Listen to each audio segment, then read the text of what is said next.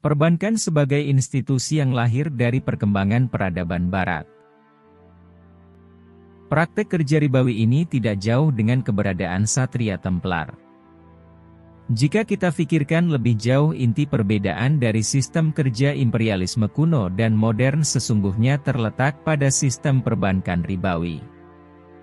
Pengertian imperialisme adalah saat sebuah negara atau perkumpulan melakukan politik untuk menguasai negara lain secara paksa. Imperialisme dalam hal ini tidak hanya terbatas dengan kekuatan militer, karena bisa dilakukan melalui ekonomi, ideologi, agama, budaya melalui tindakan paksaan. Dalam dunia ekonomi, Karl Marx dianggap sebagai tokoh yang pertama kali menemukan teori nilai lebih atau surplus value. Namun jika kita melihat lebih jauh, sistem riba sesungguhnya diciptakan oleh Ksatria Templar atau Knights Templar, dengan lembaga simpan pinjam pertama di dunia yang bernama usuri. Ini merupakan istilah bahasa Inggris untuk menyebut kata riba.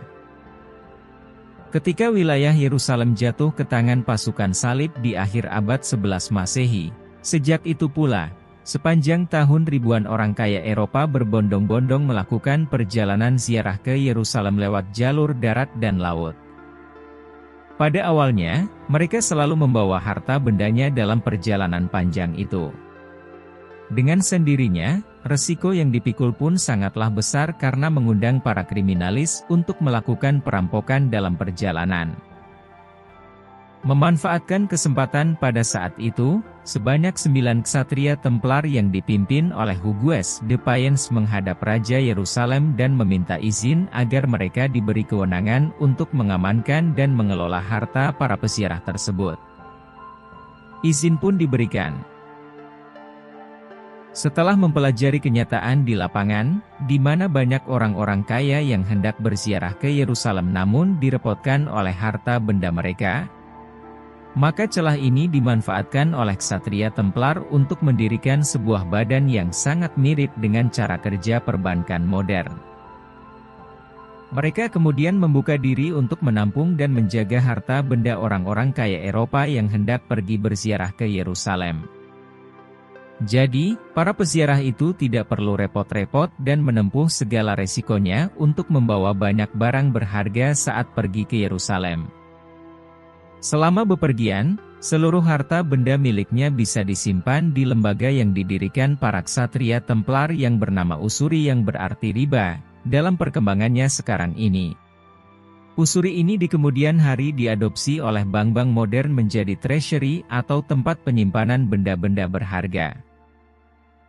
Untuk proses kerjanya, selama bepergian, para peziarah tersebut juga diberi selembar kertas promis yang bertuliskan kode-kode yang begitu rumit. Hingga hanya pihak-pihak tertentu saja yang dapat membacanya. Kertas promis ini berisi nilai nominal tertentu dari harta yang disimpan di lembaga keuangan ksatria Templar di Eropa, dan setibanya mereka di Yerusalem kertas promis ini bisa diuangkan kembali di lembaga keuangan Templar setempat. Kertas promis tersebut merupakan cikal bakal sistem cek tunai yang kita kenal sekarang. Untuk ekspansi bisnisnya, bank milik Templar juga membuka diri dengan menyelenggarakan pengaturan pengiriman uang atau transfer yang aman untuk para pedagang Eropa. Harta yang dimiliki lembaganya kemudian diputar kembali dengan membuka jasa simpan pinjam. Para pedagang dan bangsawan, termasuk para raja, bisa meminjam kepada Templar sejumlah besar uang dan mengembalikan dengan mencicil atau tunai pada saat yang disepakati. Ini tentu saja dengan suku bunga yang rendah. Dengan sendirinya ksatria Templar tidak saja dikenal sebagai ordo militer yang tangguh dalam perang salib, tapi juga dikenal sebagai pelopor sistem perbankan modern yang masih dipakai hingga sekarang. Dan yang jelas, ksatria Templar kemudian menjadi organisasi yang sangat besar, profesional, dan berpengaruh. Distrik Marais merupakan markas Templar di wilayah selatan Perancis, menjadi rumah penghimpunan dan penimbunan harta terbesar di Eropa dan Timur Tengah. Salah satu raja yang berhubungan erat dengan para Templar adalah King Henry II dari Inggris. Tiap tahun, Henry II menyumbang uang untuk menanggung kebutuhan hidup sekitar 15.000 ksatria dan tentara salib yang berada di Yerusalem. Dari keseluruhan lembaga yang didirikan Templar di Eropa dan juga Timur Tengah, setidaknya mereka memperkerjakan sebanyak 6-8 ribu pegawai yang ditugasi untuk mengurus sistem perbankan mereka. Templar juga memiliki harta yang tersebar di seluruh Eropa dan Timur Tengah. Mereka antara lain memiliki 900-an istana, kastil, kuil, rumah-rumah para bangsawan, dan sebagainya. Kemajuan yang sangat pesat yang terjadi pada ordo ini menimbulkan kesombongan dan kecongkakan yang tidak disukai oleh masyarakat Eropa, terlebih-lebih para raja, kaum bangsawan, dan juga beberapa pemuka gereja. Para pembenci ini merasa kewibawaannya digerogoti pengaruh Templar yang terus menunjukkan perkembangan yang cepat. Di Eropa kala itu, nama Knights Templar sungguh-sungguh unik. Ia dipuja sekaligus dibenci, dihormati sekaligus dicaci maki. Yang jelas, seperti pepatah kuno, banyak kawan namun banyak pula musuh. Kekayaan Templar menjadikan mereka berkuasa atas banyak raja dan bangsawan. Templar bisa menekan dan mengatur semua kebijakan kerajaan dari dalam istana. Bahkan Raja Perancis, Philippe le Bel IV berutang banyak pada Templar dan dihinakan oleh mereka. Le Bel ditolak mentah-mentah untuk masuk menjadi anggota ordo.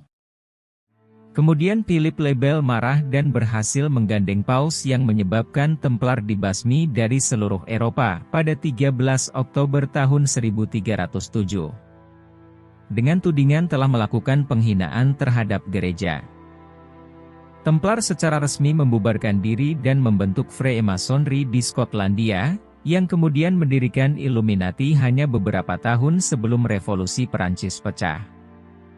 Sekarang mereka terus bekerja di balik layar, menguasai lembaga-lembaga keuangan internasional untuk kepentingan cita-citanya seperti yang ditorehkan dalam lambang negara Amerika Serikat, Novus Ordo Seclorum. Beberapa lembaga keuangan internasional seperti IMF, World Bank, G20, G8, dan sebagainya merupakan institusi yang diciptakan untuk melayani kepentingan mereka. Ordo ini masih sering menggunakan kekuatan dan kekuasaannya untuk menguasai dunia dengan teori konspirasi mereka. Atau yang lebih kita kenal dengan semboyan mereka New World Order atau tatanan dunia baru.